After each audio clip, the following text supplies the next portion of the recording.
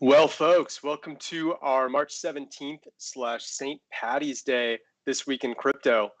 It'll be just me today, very most likely, and we have a ton to go over after a fantastic week of crypto if you've been bullish. Soaring prices all over the place. We see market caps expanding after doom and gloom was starting to set in just about a week and a half, 2 weeks ago. When prices were, at least for Bitcoin, threatening to fall below 20K again. Now all of a sudden, it's broken 27K for the first time since June, over 9 months. It was early June of 2022, the last time we were here. That is a big accomplishment considering the circumstances, considering what's been going on in the markets and in the world in general. It's been hard to ignore the fact that banking sectors are essentially collapsing right now, with tons and tons of banks being exposed. Silicon Valley, of course, being the headliner, but it's not the only one in hot water at the moment. And it's almost like a dream come true for crypto maxis out there who kind of got into crypto for the sole purpose of being anti-bank and believing that this kind of scenario could play out. And here we are in real time watching banks just get crushed and investigated, and the Fed flipping, going from stating that they're going to be increasing interest rates to all of a sudden likely headed toward cuts instead. And that is something that is news or music to crypto traders' ears, as interest rates, especially in 22, as they were beginning to rise and make up for lost time during the heart of the pandemic in 2020 and 2021, they were crushing prices. And a lot of people attribute, Bitcoin ever getting down to the 16Ks, they attribute that to the interest rate rises. And all of a sudden we're hearing, because of all the banking fiascos happening, we might be seeing cuts now. In fact, are likely to see cuts now, barring some big pivot that happens. And as long as that's the case, and considering that crypto is still connected to equities in a big way, crypto should be rising, just as stocks should be rising. And that's exactly what we saw play out. As soon as we heard about the news at the beginning of the week that the Fed would be pivoting, things started to just go nuts. And I haven't really seen much correlation between crypto and the S&P 500 this week at all. Arguably the least amount of correlation in a year, since interest rate cuts really started to take hold of all markets back in maybe March of 2022.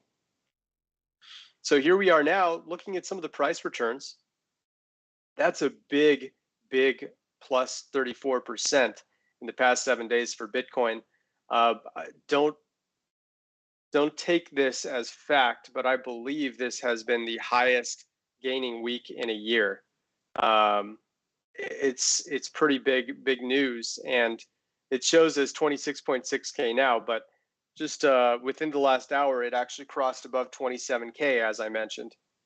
Right next to it, Ethereum plus 25%, also a 9-month high, going up to 1744.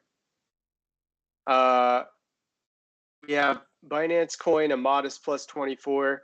Hex had another huge week. That coin has really been surging. I know it's a polarizing asset, but it's hard to ignore that kind of number. Wrapped Bitcoin plus 34%. TMAC just has been absolutely on a tear, plus 121%. If we go to the last 30 days, plus 207, with just two other assets here above it, Blockstacks and Confiux Network, which I've only heard of mentioned maybe once or twice before. Moving back to the weeklies, another notable, you can see Blockstack here doubled its market cap. Immutable X plus 78%, and there's Conflux again at 123. So tons of gainers, not a lot of losers at all. outside of stable coins that might show like a 0.01, negative 0.01. And that's something that we'll definitely get into, USD coin and the news there. You just said Leo, minus 1%. That's about it. It's just green all over the place. So the question is, what do we do now, right? Now that we've seen that markets are skyrocketing, you can see social volume exploding once again. Bitcoin talked about 136% more this week compared to the week prior. Ethereum plus 50%. Tether just getting tons of discussion with its flip. And of course, USD coin 2,000% more than the week before. So now that the world is talking about crypto a lot more than they have in a long time, does that mean a top is forming? Is FOMO starting to set in? Well, yeah, I do see that there are some FOMO signs. We can take a look at this chart, which kind of shows a little bit of the ratio between some of the positive words out there, buying, bottom, bullish versus sell, top, or bearish. It's kind of gone back and forth. You saw that there was actually a dip in discussion, and then it kind of started going up today once again. And this is actually, you can see the blue peeking out over the red, but not by much. That looks like a little bit of doubt forming, in my opinion. Usually we see really big, bars like this, where there's a nice healthy gap between blue and red going back to the past, month or so. But considering the red is the negative words are very close to the positive words here, that shows that there's probably some profit taking, and we'll investigate that further when we get into Bitcoin's metrics. But sentiment wise, we saw a ton of FOMO back here on March 13th. Then there was kind of a lull, one more big push up, a lot of FOMO, as you can see from this blue spike, and then prices corrected. Everyone got quiet and said, oh, we're going to do more of this again. The boring price ranging, I don't want to be a part of it. And then all of a sudden, just in the past 48 to maybe 60 hours or so, we see this huge run going from 24.4K all the way up to above 27K. And it's been kind of Bitcoin price dominant too in the markets. Altcoins, yeah, there are plenty of assets that are pumping more than Bitcoin. But going back here, I mean, of all of these pumpers, Bitcoin at plus 34% is among the top 20 or so in the top 100 market cap. That's actually a pretty big accomplishment, considering these kind of pumps for Bitcoin usually come with the majority of assets pumping higher. So it looks very much like this was an organic Bitcoin pump rather than just all markets pumping together. Yes, market caps rose as a result of Bitcoin rising, and it could end up being a very good chain reaction once Bitcoin potentially ranges in this area instead of just falls right back down. That would be very good for altcoins over the next week, because usually the cycle goes, Bitcoin pumps eventually move to large cap altcoins, then they move to mid caps, then they move to small caps, then they move to stable coins, then the choices between fiat and then starting the cycle over with Bitcoin again. So considering Bitcoin has gone on its run kind of ahead of the majority of the markets, that's a very good sign for the future, and a little bit different than the many other mini spikes that we've seen in the past. Looking at the correlation, as I mentioned, between Bitcoin and the S&P 500, and even gold for that matter, I mean, it's hard to ignore, but look at the very tight pattern between Bitcoin's price and gold's price. This makes a lot of sense under these particular circumstances, because remember, everyone is worried about banks. People think banks are not what they used to be. They're taking their money out of banks. And what happens historically when people take their money out of banks? They put it in gold, right? Before Bitcoin, aka the digital gold to many of us, before it existed, gold was the primary, if not the only option, alongside silver and other precious metals, for people to keep their money safe when they didn't trust the dollar, or they didn't trust banks in general to keep money in them. So because of that, we've started to see, beginning right around March 12th, a huge pump between gold and digital gold together in a very tight pattern here. And it's worth keeping an eye on. If it continues, I mean, it's almost kind of an indicator for bank fear. If these two are going up, or just gold by itself, if gold is going up, while the S&P 500 kind of dances around and weaves up and down, that's a pretty solid sign that confidence in banks is staying very low, and that is good for Bitcoin, of course. Now, there are scenarios where it can still hurt if the Fed decides that they want to still rise interest rates and decide that the banking crisis is unrelated to their battle against inflation. They could choose to do that, and we may still see some rough and tumbly times for Bitcoin. But at this trajectory, and based on the perception of banks and fiat right now, it would not be surprising at all to see that that Bitcoin just jet lines over to 30K here. Certainly not a prediction of any kind, and it's hard to say for certain exactly what the Jerome Powell is going to do on not just the upcoming but the next few upcoming FOMC meetings. But right now it's looking better than it has in a long time. And Bitcoin and Ethereum and the rest of crypto can certainly benefit from that. You can see the correlation between Bitcoin and the S&P 500. It isn't nothing, right? Like they are going up together, but there have been several instances, mainly on the 12th, right? That's when the news broke that I think Silicon Valley Bank and several other banks were in hot water, and you saw the crypto just pumped like crazy from that, while the S&P didn't. It's basically the opposite of what we saw when the FTX scandal hit back here in the second week of November. Oh, that was 2020. Yeah, I got that right. 2022. The S&P went nuts here, where Bitcoin went down, and that was a shock to a lot of people who were watching that. At the time, crypto was essentially just fluctuating as like a high-end tech stock, if anything. So all of this said, the question is, why does this matter? Well, it matters because when there is no correlation between crypto and the S&P 500, which arguably it's starting to lean toward, that is a very bullish signal. That is when historically most of the bull runs happened. I'm not sure if we can see a very perfect example of it if I zoom out this far back.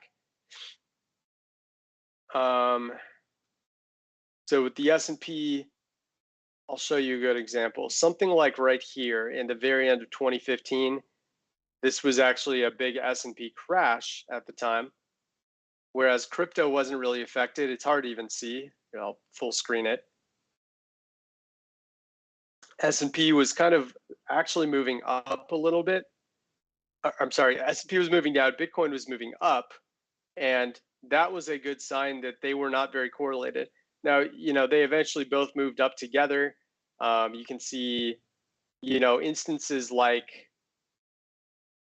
Black Thursday, for example, where Bitcoin crashed, the S&P crashed, and then we started to see all sorts of different, like the S&P was just kind of going up daily, where Bitcoin was kind of going absolutely parabolic. And that was a good sign that we were in for something kind of special, when you just see that, pumps like these, dips like these, like they aren't always correlated. And that's what you want to see. And that kind of relates to the mean dollar invested age too.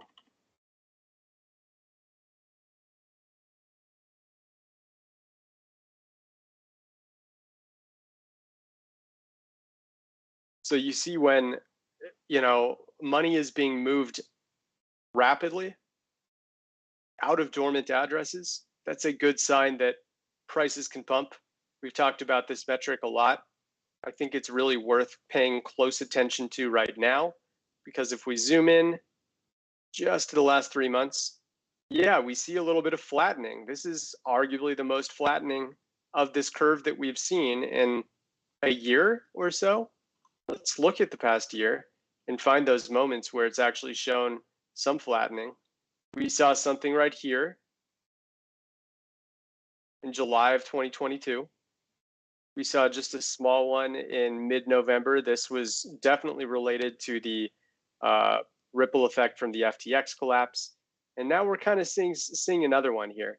Now, if this one lasts, especially if it starts to move down and not just flatten, that would be a very good sign that some of the stagnant Bitcoin that's been sitting around for a long time is finally starting to circulate in the network. And when it comes to circulation, we've got a model that can actually read how much the average amount of unique tokens are moving from address to address and comparing that to the market cap. And what do you know? We're finally seeing a color other than red on this model. We went through 7 straight months of a bearish divergence on our NVT Sandsheets model, which is available to everyone who has Sandbase Pro. And then finally, just in the past few days, because believe me, folks, March was up here too. It was looking red up until about 5 days ago. And all of a sudden, we're seeing tons and tons of unique tokens being moved around and actually giving at least a semi-bearish divergence. Now, if it starts to move down a little more into yellow territory, then we've got a pretty good sign. You can see a lot of moments in this model where yellow is a good indication that prices are starting to turn around in either direction. And this may be no exception. I'd like to see it turn yellow, as I said, at least, instead of orange, but we're moving in the right direction. There's been very good circulation numbers throughout this past week. Let me move over to the main template so I can show you. Volume, nothing too special, by the way. So for those wondering why I'm skipping over that, it really hasn't been any particularly notable volume week for crypto. But circulation here, oh, maybe that's why I gotta zoom into the last 3 months. So false alarm, my mistake, folks. There has been quite a bit of trading volume and on-chain transaction volume that's picked up. Yeah, it's kind of stayed high. We had a big volume spike on the 14th, went down, and now it's back up again today. But going over to circulation, as I was mentioning, notice this 30-day trend line. It's starting to move up, which is what you want to see. And on the given 1-day circulation bars, we can see that right around the 12th, 13th, that's when things started to really pick up. And yeah, these are, I mean, as far as like a week goes,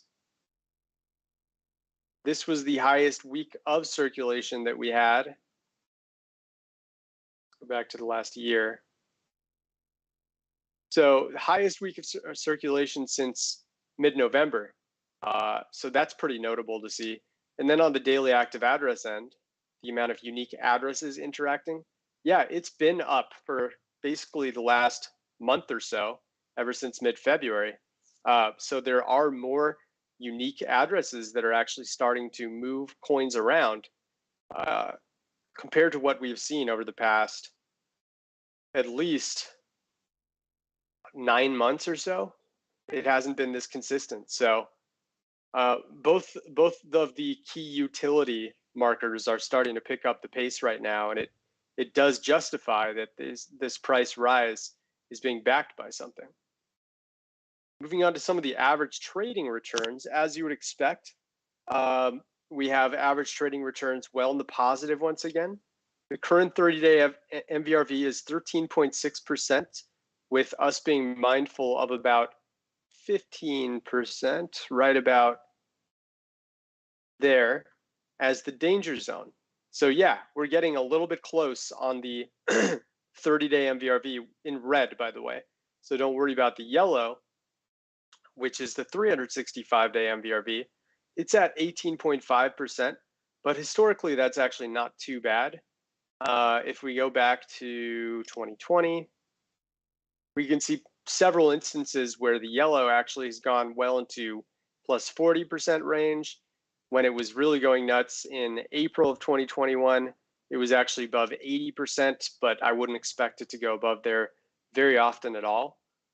Generally, like once you get to maybe like plus 30 to plus 40%, that's around the danger zone for 365-day MVRV. So as far as long-term active traders go, it shows that there's still some room for prices to grow before we get to a historical point where we need to be worried. 30-day though, on the short to midterm, don't be surprised if there's a little bit of toppiness that goes on, at least for the temporary time. So if you're a swing trader looking to get really cute, that 30-day MVRV may be useful for you. As far as exchange rates go, let's go back to the last month here.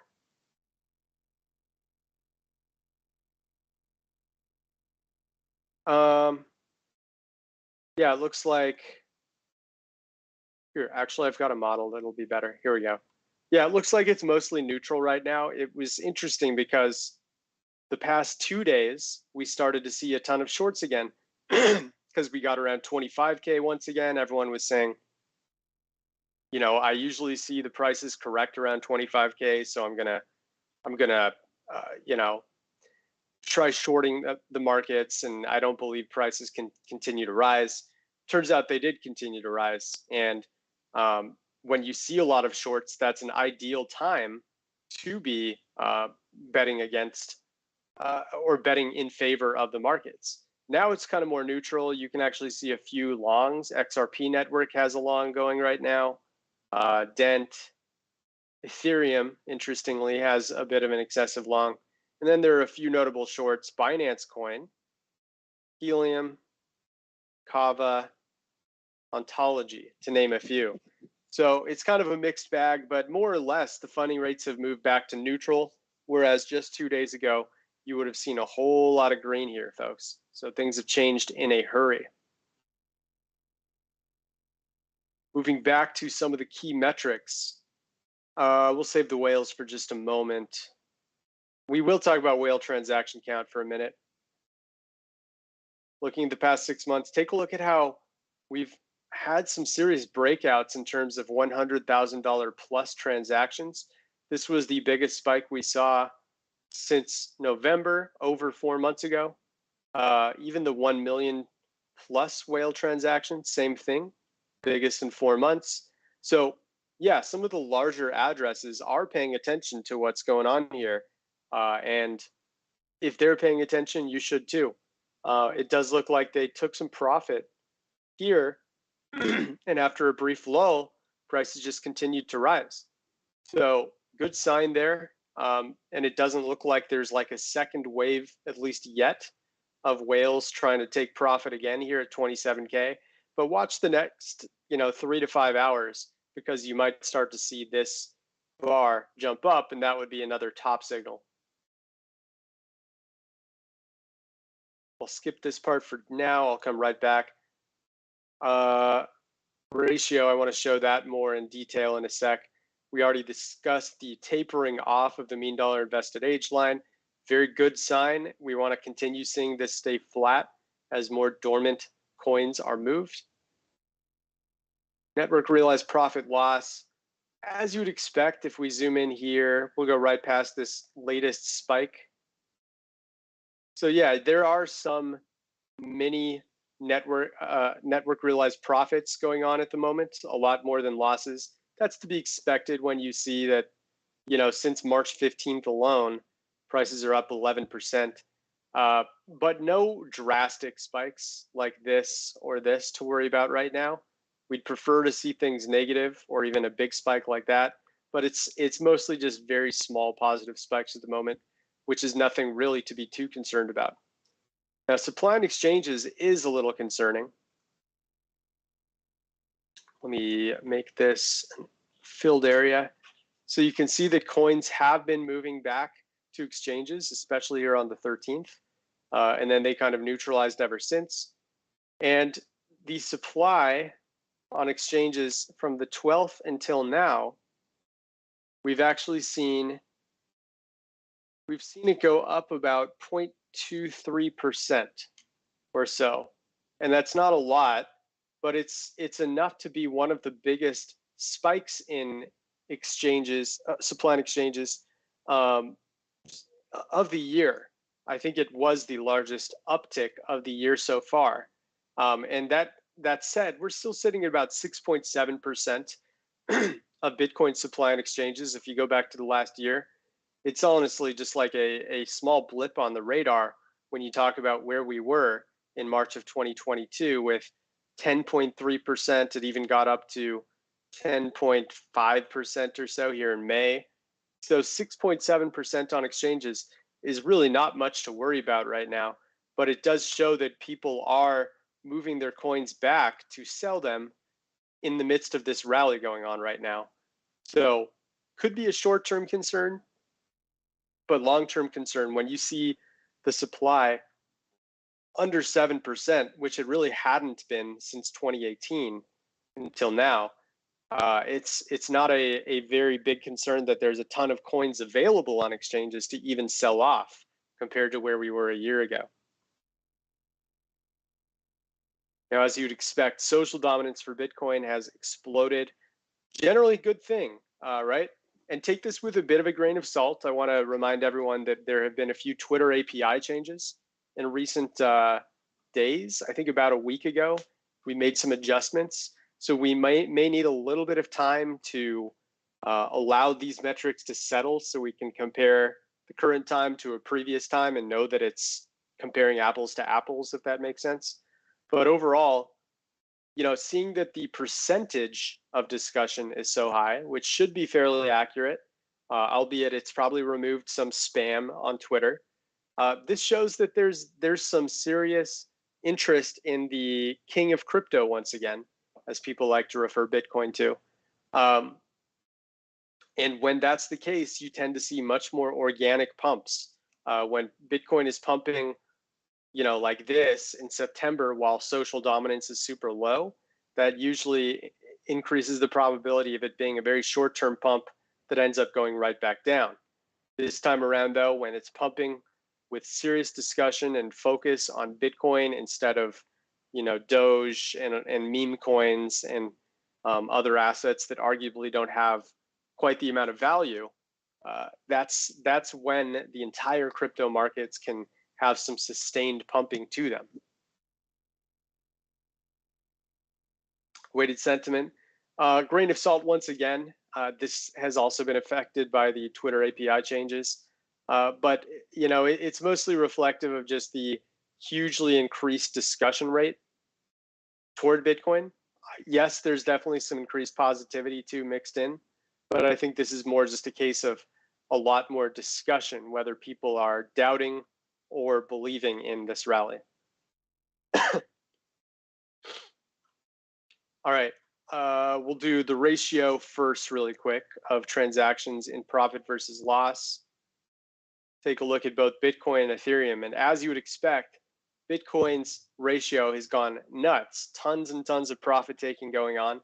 That's a concern. We don't want to see a high ratio of profit to loss on the transaction end, as that tends to imply that there could be a short-term correction.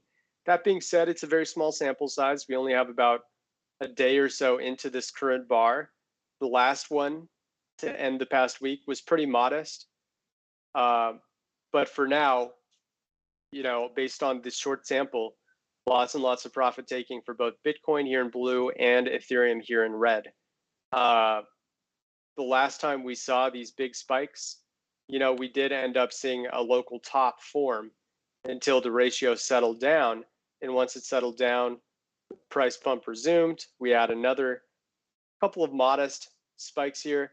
And then boom, this is what you want to see, a big negative ratio. There was one final leg down and then a huge pump here. So we want to root for more loss transactions happening than profit taking, just like we saw at the beginning of the month. All right, now jumping over to whales, lots to talk about here.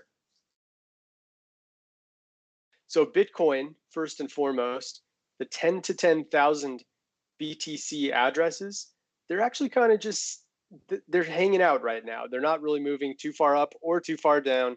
They've been in this range pattern basically since late January. And the current supply held by these 10 to 10,000 BTC Shark and Whale wallets, it's at 67.02%. If we go to the low here in November, it was at 66.79%. So it's really not up much, but at least it's up very modestly. It's also down a bit since it peaked here at 67.31%, when you can see a lot of sharks and whales bought near the bottom, and they started offloading here in mid-January. But considering there hasn't been much movement in either direction lately, I wouldn't be too concerned. In fact, this is, I don't know why, but this is a little bit delayed. Yeah, so it doesn't look much different. I think there might be something weird where I put in the last month and it goes to February for some reason. But regardless, yeah, I mean, same story. It's really not moving much. It's actually at 66.88%, which is a little closer to that bottom that I mentioned.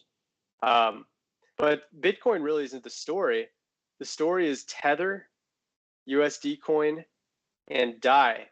Beginning with Tether, which is highlighted here in red, you can see that just in the past 9 days, the Tether's shark and whale supply went from 34.56% to a whopping 38.11%. Just in the past 9 days, that was an increase to their bags of about 10.3%. And just to have a little fun, I want to look at the absolute amount that they accumulated. 100,000 to 10 million. Oh, it's under Bitcoin, excuse me. Switch that to Tether.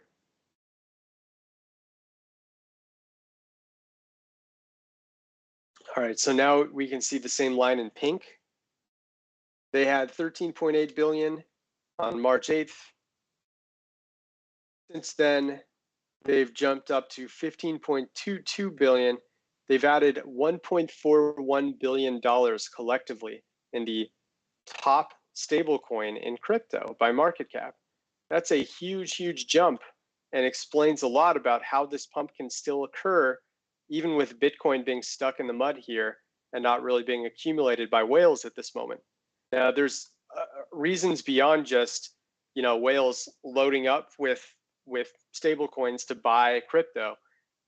We also saw a big collapse in USDC, which the news broke about Circle being in trouble a few days prior to the big bank collapse. And you can see as the news started to spread, I think it happened, I want to say around like March, right around the beginning of March, somewhere around here. And you can see since March 1st, at its bottom, there was a dump of about 8% of the supply, or almost 22% of the whales and sharks' total bags.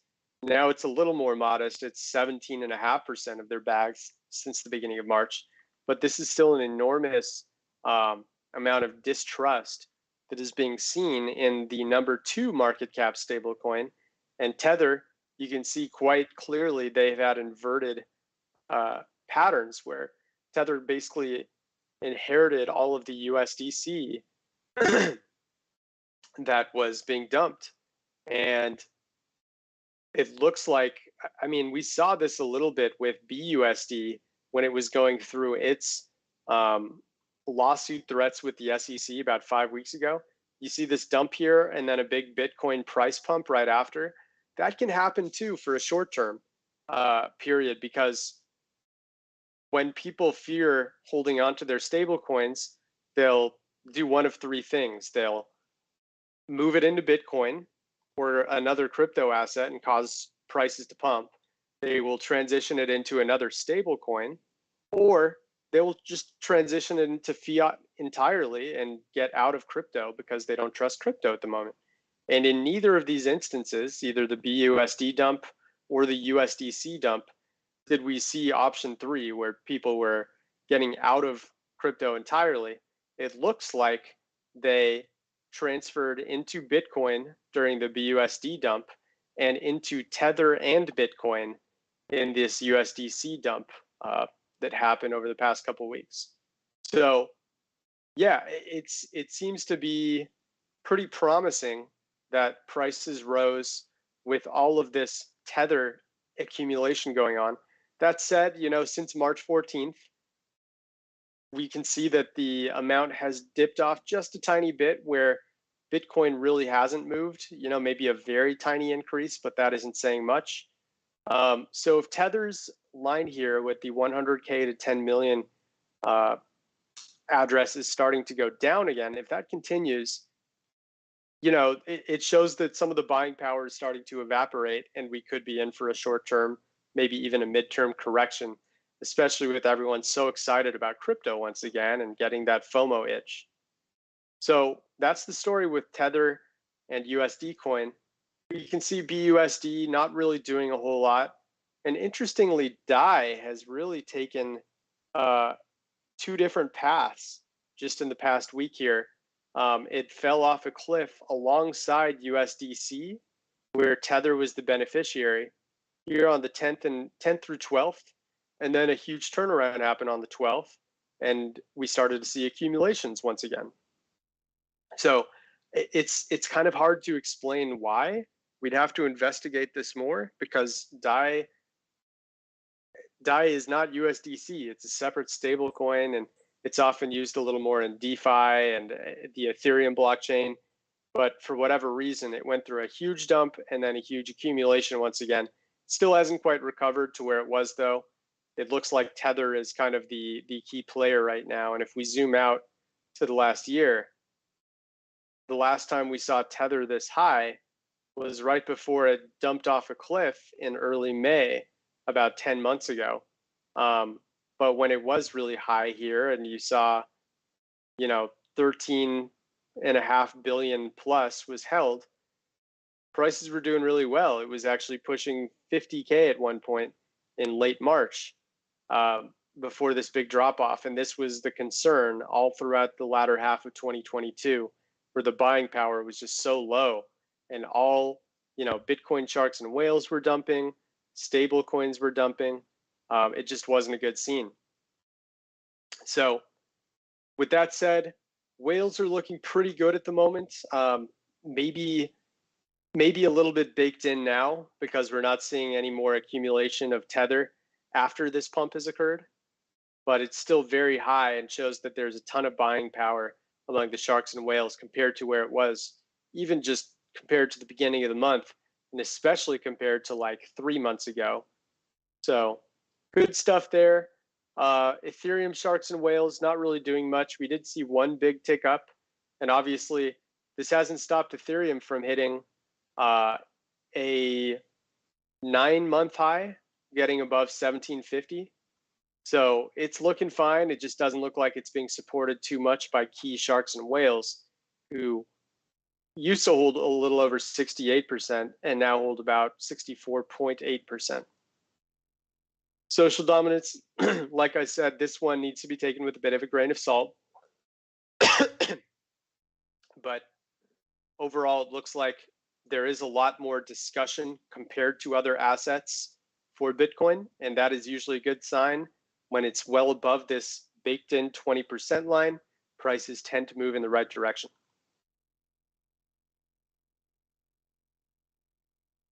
All right.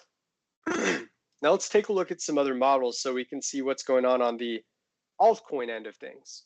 How about MVRV? This may do a little refresh. It likes to do whenever I click it open. But for now, while it's still here, look at how a lot have actually moved into overvalued territory.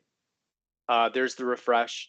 I would say about 2/3 of those assets are now looking to be overbought due to all of the huge price rises that have happened over the past week.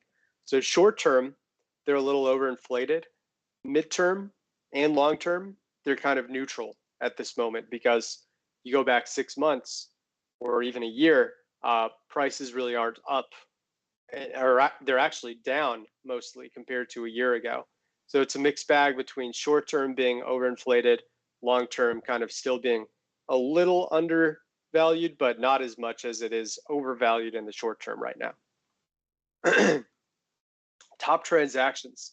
So let's take a look at some of the big transactions over the past week or so. The Bitcoin one isn't showing because often it doesn't like to load due to being too much data, but I pulled up the tweet about it that we mentioned ahead of time. And we saw a huge transaction. This actually looks to have been CZ Binance's transaction, and a $1 billion Bitcoin transaction went to a long-term account that was once at 143,310 BTC back in October. It went all the way down to essentially zero, had one big accumulation at the end of November, and then essentially went back to zero. And then this was the first action that the address had seen since late November, about 3.5 months, or 3.5 months ago. And now it's back up at essentially $1 billion, just underneath it at the time this screenshot was taken, based on where the price was. Now it's going to be over $1 billion because prices have gone up just in the past 24 hours. But yeah, this was the largest in 2023. I think it was even a top 5 transaction going back to 2021. So huge transaction there. A lot of people were very interested in that, especially after we announced a couple days before it, there was a Tether $1 billion transaction. There had been only 8 transfers of $1 billion or more over the past year, and 4 of them had come in the past 10 days. So you can see here, March 4th, March 4th, March 4th, and then March 14th. Tons and tons of Tether, and it was actually mostly outflows. Tether moving off of exchanges, which is interesting. It kind of implies that the Tether it's being held, but it isn't being used to buy crypto on exchanges at that given time. But regardless, all of these big transactions implied that something was brewing. As this person mentioned, they'll still buy Bitcoin on DEXs, and it could be great for development of real DeFi. Totally agree with that. Almost all of Tether was bought out of Circle's 3 pool over the weekend. It's still only around 6% of the pool, while USDC and DAI sit at 45%. So that's some good insight on why some of these big transactions for Tether occurred. But regardless, when you see $1 billion transaction in Tether and $1 billion transaction in Bitcoin, generally it's foreshadowing some big moves one way or another. Turned out to be big moves in the positive direction this time around. One other thing I posted was about the network growth for Bitcoin. This is just taking all tiers of Bitcoin and basically showing the total amount of Bitcoin addresses over time. And you can see several moments where it either went through a rapid growth, a slow growth, or minimal growth over the past year. Right now, it's in a rapid growth phase. Tons and tons of new Bitcoin addresses are being created. I accidentally just clicked out of that. There we go.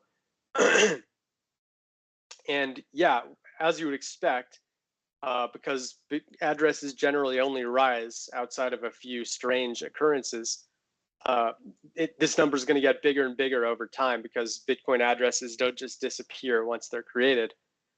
There's currently 45.14 million Bitcoin addresses on the network, and that was a growth of 1.71 million just in the past 2 months since this growth phase started. So we were well under 43. We were in like the 42 millions, 42.5 million 2 months ago. Now we're up to about 45.14 million. So big increase. It does show that there's a little bit of FOMO going on.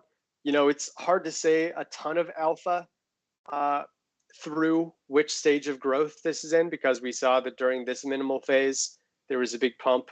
During this minimal phase, there was a dump. You know, rapid growth phase here, but prices were falling off a cliff. Rapid growth phase here, and prices are finally starting to grow again. But it does show that the crowd is recognizing that Bitcoin is at least interesting once again, and therefore crypto as a whole can get more volatile and have more attention than it had in a long time. Going back to the top transaction model for a minute. So we see here this big black line showing that there was a huge transaction in true USD, which I'm learning about in real time. So let's check it out. True USD. So this is a $100 million transaction, and it was moved from an exchange address to a non-exchange address. So that's something to keep an eye on. True USD, I believe, is the 5th largest stablecoin by market cap. So $100 million is certainly not a small transaction. One of its biggest on the network this year, I'm sure, which is why it's showing up on the top transactions model here. So green box, just for everyone's reference, it shows that there is money moving from exchanges to non-exchanges, just like we saw with Tether earlier this week. Was this another one yesterday? Oh, I didn't even know about it, but there was another $1 billion transaction from the Tether network from an exchange address to a non-exchange address. That was the 5th one of the month of $1 billion or more. We may have to look more into both this one and the True USD top transaction that just happened today. As far as anything else that might be of note, let's see. We had a $15 million transaction on the Mask network, a 6.51 on the ARPA chain network, Jasmy, a $2.5 million transaction. Nothing too crazy there. I do see these. Oh, these are the Tether ones. And then I see this spike here for Bitcoin. That's the one I just mentioned of over $1 billion. This one was Maddox. That was at the start of the week, 138 million. That was the largest one I'm seeing out of the top 100 to 150 market cap assets out there. So yeah, it looks like stable coins and Bitcoin have kind of been the big stories, which is usually a good sign for crypto when it's not a weird obscure asset that's getting these huge transactions and it's Bitcoin and Tether and True USD instead. That means there's some major market pivots that are going on. All right, why don't we take a look at some of the questions, Max? I'm going to take a sip of my Diet Coke here, and let me know if there are any asset requests going on. Yeah, we got one asset request for Stacks. That's STX. Sure. Yeah, one of the big pumpers over the past week.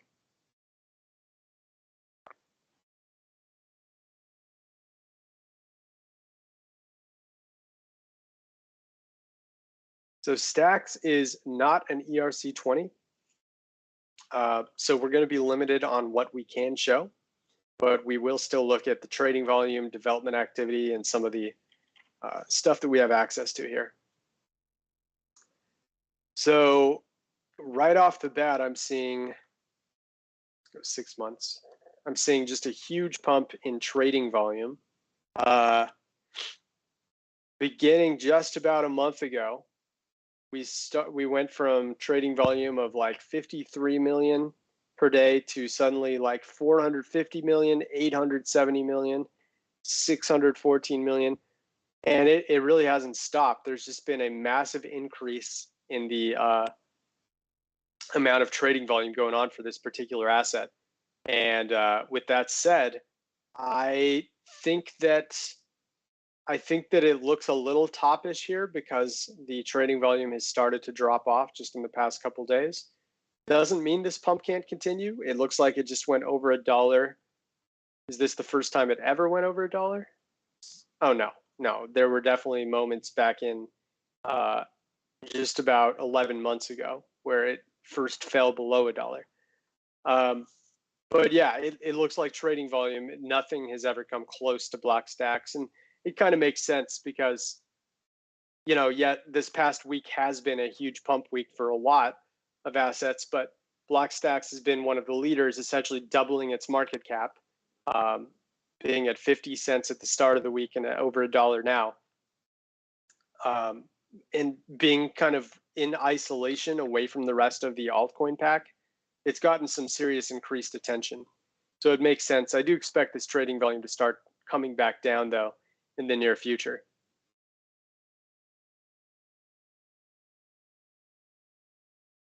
Let's see some of the social metrics here.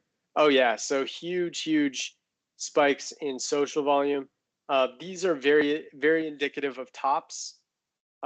We want to get a little more granular, though, so we'll look at just the last month. So we saw major trading volume spikes here right before this local top. Things settled down. It wasn't being talked about so much. And then another big leg up to its 11-month high, and major social dominance and volume spikes here. So I would expect that at minimum, we're approaching a local top that would send prices down. Maybe not this much, but at least something to cool off all of the FOMO. And if people start to go right back here where they're not talking about it much at all, that is when another push up, beyond this high could occur. If social volume stays high, then I might expect that a bigger correction is at play until the crowd settles down a little bit and gets less excited about block stacks. Weighted sentiment. Yeah, tons and tons of positive sentiment right now. It's kind of correlating with high social volume, though, so I think it's just kind of being inflated by very increased discussion rates right now. Regardless, we haven't seen any negative sentiment toward block stacks since mid-January, so be aware that the crowd is very, very aware of block stacks at this moment, and that increases the likelihood of a correction coming soon.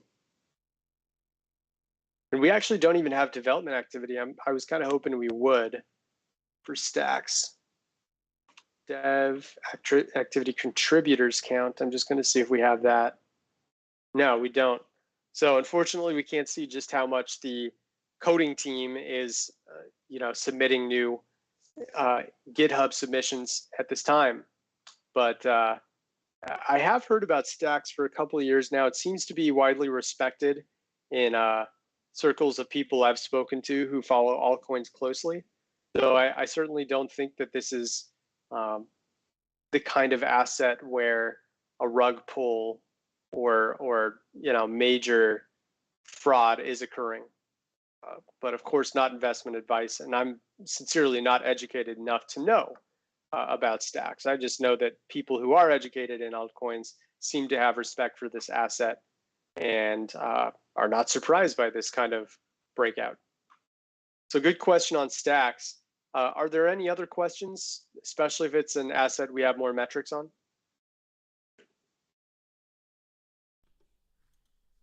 No, not at this moment.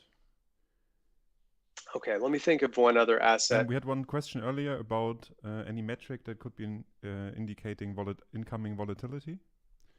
Maybe we can address that. Sure, a volatility metric. So we do have velocity. And velocity kind of measures the amount of swaying going on in the markets. And it's actually been, get rid of all this. It's actually been pretty dormant for a while now, especially compared to what we were seeing back in June through November. So that's saying there's not much. I think the biggest indicator of volatility would honestly be trading volume and social volume. And we can see that social volume has picked up. Now, again, I'm a little worried that this is inflated due to the Twitter API integrations we've done in the past week. But I still think this is it's undoubtedly going up right now as far as the overall discussion. And when there's more voices pulling prices in either direction, that's going to create more volatility. The other thing, let me show volume really quick as well. So trading volume actually not really going up a ton at all, at least compared to the FTX collapse spike that we saw. It is up a little bit. But the other one I would say that's really going to impact volatility is whale transactions. And there is a pretty sizable increase in the amount of $100,000 plus, $1 million plus transactions happening right now. And when these big moves are creating waves, they'll basically start an initial wave and then the crowd will react to it. And right now, it looks like the wave they started is an upward wave, and that will undoubtedly polarize the crowd. Some people are going to take profit. Some people are going to buy in for the first time in a year, thinking that, you know, we're now on our way to 40K again or something like that. So yes, I think this is a good indication of major increased volatility, not only starting now, but probably continuing for at least, you know, the rest of the month until we go into another period of stagnancy. I don't think we're going to see another like long flat price performance like we saw, you know, for almost 2.5 months here back in the end of 2022 to the beginning of 2023.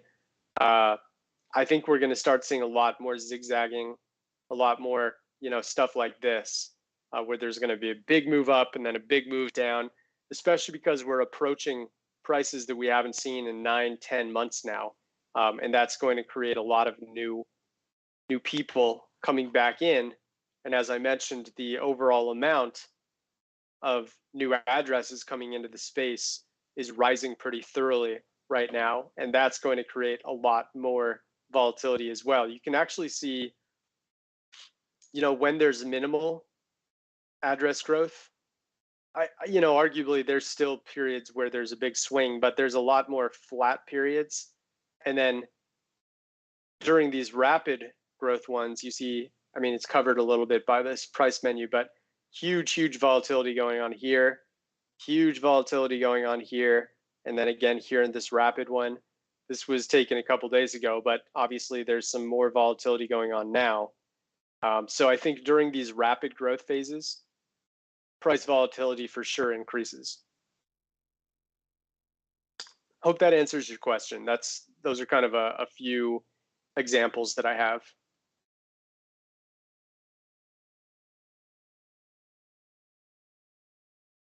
I also wanted to see if there is any change in the overall amount of social volume on crypto platforms. I hope this loads. I'd really like to see it. Okay, so yeah, I think this is just the Twitter API making a change, and that's why we see this sudden drop off. Yeah, you can clearly see that this was due to the Twitter changes. But if you just look at like Reddit and Telegram, not much change there. Not much change there. I think that was during a period where we were making some changes to the Reddit API, and then it came right back. So yeah, it's hard to tell right now, but I would guess it's kind of just in line with what we've already been seeing throughout the past month. Let me see if I can do one other quick altcoin here. Let's look at one of the more undervalued assets on this one. Serum, a little too obscure. We already did Maker last week. Chili's could be interesting. What's this one? ApeCoin. ApeCoin it is. I really would love to see what's going on here.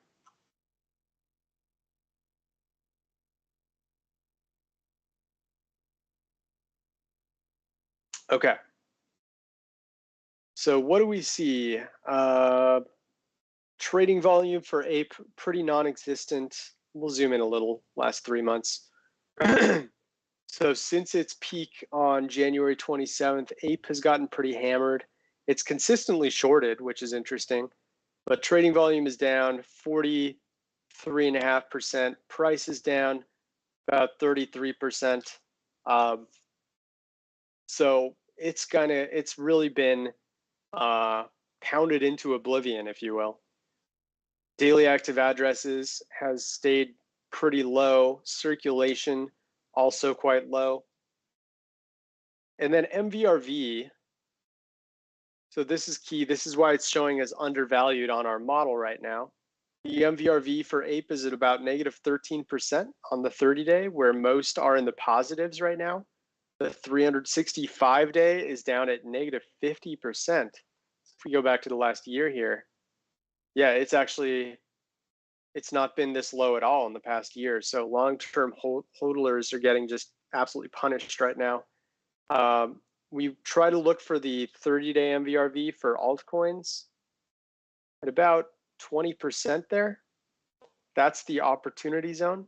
You can see when it went below here on November 12th, that was essentially the local bottom.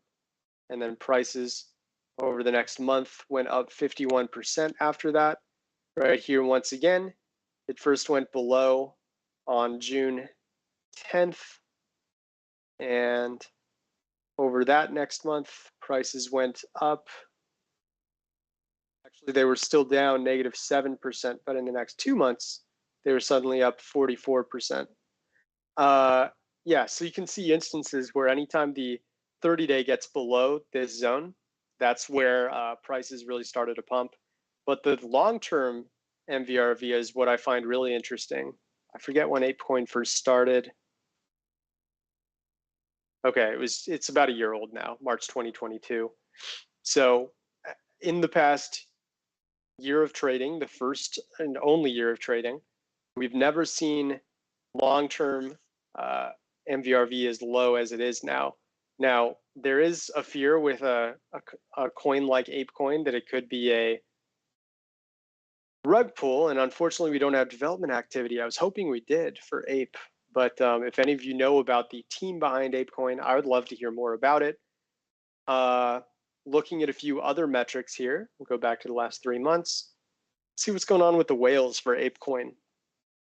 So Ape is currently priced at $4.16. We will want to look at the 10,000, 100,000, 100,000 to a million, and million to 10 million addresses. And we're going to add price.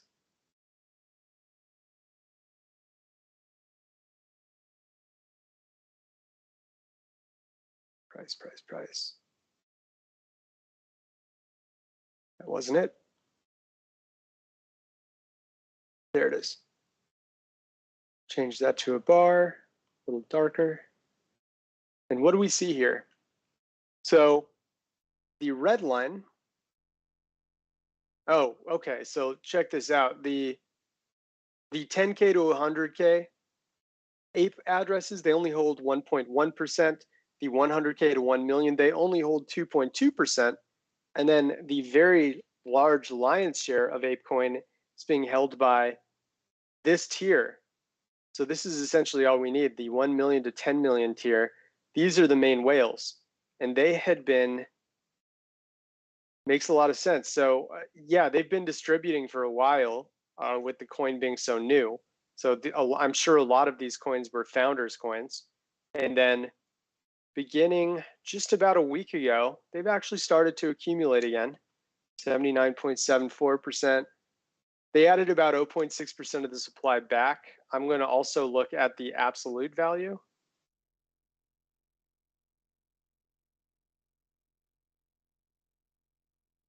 So with the price being a little over $4, if we go to the last week, they've added 6.08 million.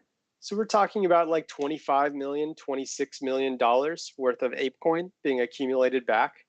They still have a long way to go to get back here, but considering these are still so many addresses that have been holding Ape since its inception, I think it's actually a very good sign that they're accumulating when it's basically still in distribution mode right now. Usually distribution mode, it's like always going down. But yeah, I think there could be absolutely something going on just in the last few days for Ape with this big uptick, especially with it being beaten down the way it is. Could be an undervalued token according to what we see here. And just to briefly go over a few other assets now that it's done its refreshing. 0x, it's been on a huge pump, so it's considered overbought now. Singularity Net, hugely overbought according to this model. Radical, Unilend, Wi-Fi, Perpetual Protocol, Ocean, Dusk, Beta, ARPA chain. So those are a few to kind of be a little concerned about if you're holding them, considering the average trading returns for the short, mid, and long-term hodlers are quite high at the moment, and what goes up with them must eventually go down. On the other end, as I mentioned, ApeCoin looks undervalued, Axie Infinity, Balancer, Bluezell, Chiliz, Clover, Coin98, Engine, Gitcoin, Illuvium, Linear, Maker, Mantra DAO, Loopring, Nexo, Reef, Serum, Utrust, and VitDAO are among assets that appear to be underbought compared to the rest of the markets and have kind of been lagging behind. So if all the altcoins are kind of doing this when markets are moving up, or they're doing this when markets are going down, you want to be in the ones that are on the low end of those ranges, because it means they have some making up to do and there's less risk when average trading returns are in the negative for those assets. So yeah, just a little bit of a landscape view of many of the assets in crypto right now. Hope this was helpful, guys. I think we will cut it out now. And if you have further questions, feel free to jump over to our Discord and let us know what is on your mind, and we'll be happy to help. In the meantime, watch these metrics that we went over closely. It's certainly going to be more volatile than usual. And in the meantime, stay safe. Don't over leverage, not investment advice, but kind of investment advice. We don't want to see anyone get trading money that they don't have. We'll put it that way. But in the meantime, stay safe, stay warm, and we'll talk to you next week.